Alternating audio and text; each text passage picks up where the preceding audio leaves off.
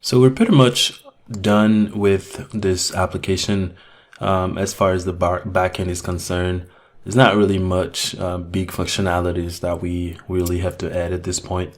We're pretty much done like the most important things, but we do have to finish the user service. As you can see right now, if you look here, we can only register a user, get a list of users, and we don't even have a mapping for this and the resource. So this is good. So we already have this. We have those two we're mostly using internally, and all of the other ones are just private methods. So we need some more functionalities, like we need to be able to delete a user or reset a password and update a profile picture and then add new users and things like that. So let's go into the user service and let's add a few more methods. So I'm gonna add one to add new user. So the difference between the register and the add new user. So the register is like when you don't have an account, like you need to sign up. So you just give your username, your first, last name, and your email, and we set up an account for you.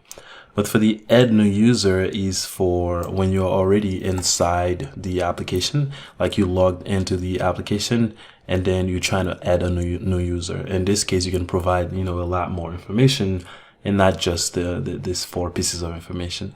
So for this, we're gonna need a lot of information. So we're gonna need a first name, a last name,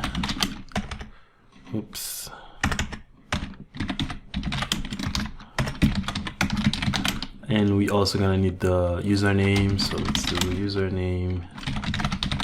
We need also the email, and we also need the role because I'm already inside the application, so I can select the role that I need. So let's do string role, and we also need to know if the account is locked or if it's not. So let's do boolean, and we're gonna do is non-locked, and we need another boolean to see if it's active. So it is active.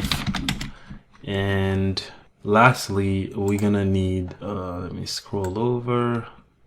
We also gonna need the image. So if I'm adding a new user inside the application, I can also select an image. So let's do multi-part file, and we need the multi-part file. Well, let's call it profile image.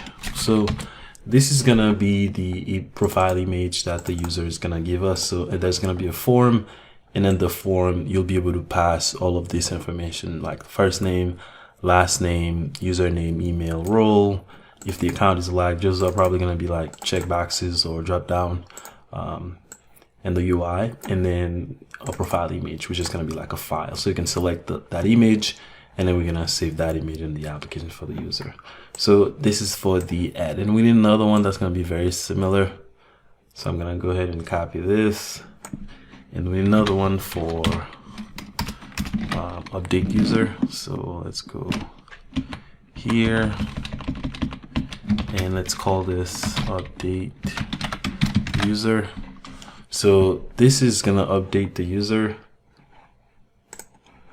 and one other piece of information we need is the current username. So let's put that there. Let's call this, so let's do current username, right? So we need to know the existing username if they're updating their information. So the existing username, we need that because we need to make a quick call to the backend to check to see if the user actually exists with the current username. And then they can pass in the new information. So we can do new first name, and we're gonna do it for this as well. So new last name and new username, and let's do new email just to give it some more context, and then the role can state as role. So just to give it some more context, I just changed the name of this so this is updated information, if they are updating all of this information. If they're not, it's fine, but at least we can have a clear distinction between these two, because they pretty much do the same thing. And you can really have one of those, because you can see they take almost the same information. And then in the implementation, you can just have a like a if condition. You know, if this exists, then go this route to actually add, otherwise do an update. So but I'm just showing you here. You can, you know, later go back and refactor this. And then we need another one to delete the user. So this is not going to return anything. I'm going to call it delete user. And of course we need the ID, because that's the unique identifier for the user. So if we go into the user class, you can see this is the unique identifier in the database. So as long as we can find the user by that ID, we should be able to delete that user. So that's all we need here, just the ID. And then we need another one to reset the password. So it's the void reset password. And of course it's gonna take the email. That's all we need. So with the email, we'll be able to find the user. And then once we find the user, then we can change that user email, save the user, and then send them a new email with the new password. So reset password is going to be that. And then I think I need one last one just to update the user image. So let's call this update profile image. So you know how in certain application you don't necessarily need to update the entire user.